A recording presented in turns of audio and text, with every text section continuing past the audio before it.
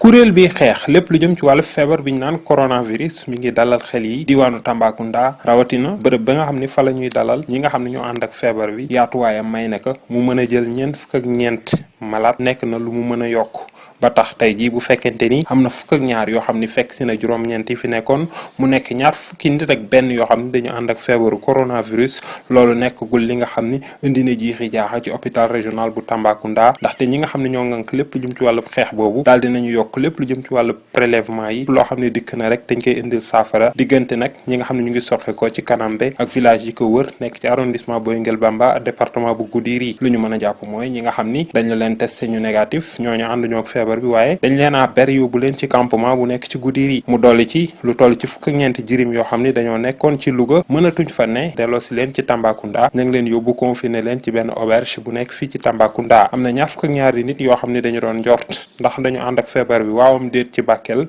ñooñu seen ay résultat wane na ni ànduñoo ak feebaru coronavirus ba tax nag ñooñu itam ñaar fukk ak ñaari nit yooyu ci Bakel dañuy mujj daal di dellu ci seeni njaboot